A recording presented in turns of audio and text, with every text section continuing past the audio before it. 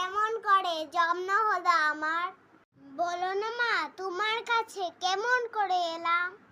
এই দিনটা কেমন ছিল মনে নেই কেন আমার? নানান প্রশ্নের উত্তর এবার দিতেই হবে আমায়।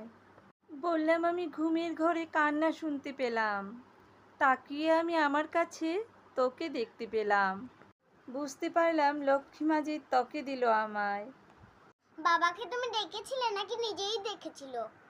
সবার আগে বাবাই তোকে প্রথম কুলে নিল। 4টি বছর পরে আমি তোকে কুলে পেলাম। 4টি বছর কত কথাই আমি শুনেছিলাম। ঘরে সবাই খুশি হলো আমায় দেখতে পেয়ে। সবাই কি আর চাইবে তোকে? তুই যে হলি মেয়ে। ওরা আমায় বলেছিল নারায়ণ আনতে হবে। বাবাও কি চায়নি আমায়, চেয়েছিল ছেলে? বাবা বলল ছেলে হোক মেয়ে, যা হবে তা হবে। তোকে দেখেই বাবা বলল আমি ওকে ডাকবো পরি বলে। সেদিন ছিল বৃহস্পতিবার, সময় ছিল সকাল। ডাক্তার আমায় বলল ঘরে লক্ষ্মী এলো তোমার।